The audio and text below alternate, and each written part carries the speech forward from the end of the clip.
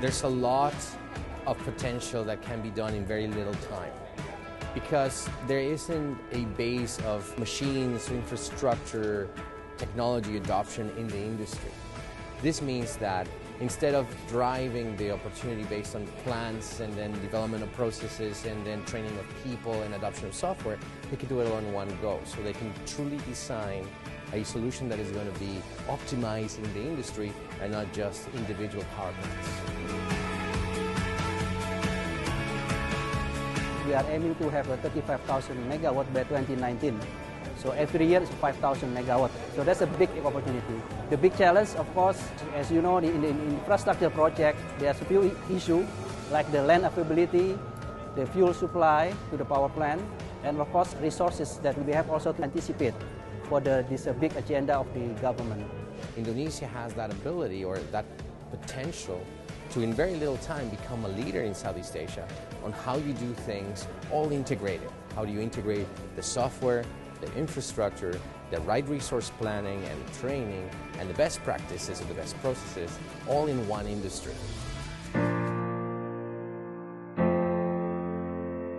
To support the power generation in the remote island in the eastern part of Indonesia, how to provide the power electricity to various islands with relatively small demand. The second thing is about the efficiency. As we anticipate the increase of the fuel in the future, I think this is the area that GE can add value in terms of how to provide the machine with the more efficient, less fuel, with the capacity to produce a bigger megawatt, with the less space, less land required.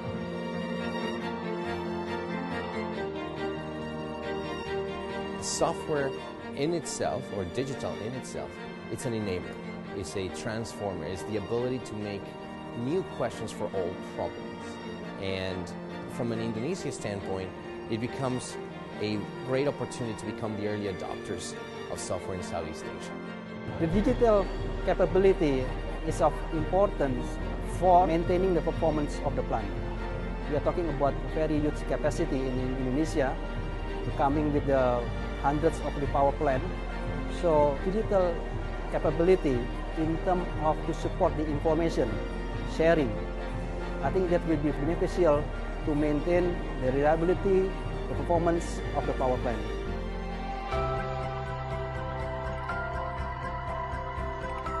As we see the more support from the government right now for the renewables in terms of the wind, the biomass or solar, in the last few months there has been some development in those areas. And the second one, I see that the role of the gas also increasing.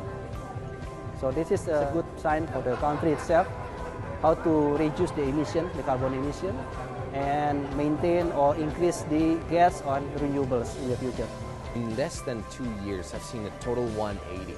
I've seen the key government and C-level positions asking questions, having real openness to it. So I think that the first step of the Indonesian transformation has happened, which is the paradigm shift, understanding they need to embrace rather than reject this. Now, the second part that I see is once that paradigm is changed, there's a very little step between being an adopter to being an innovator.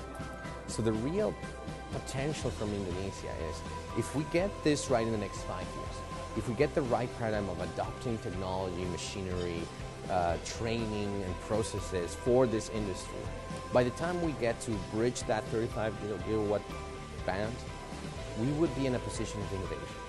Indonesia will start being able to sell their know-how, to cross-pollinate to other industries as to how transformation happened there, even develop new revenue streams, and then develop a far richer industry than the one that we have today.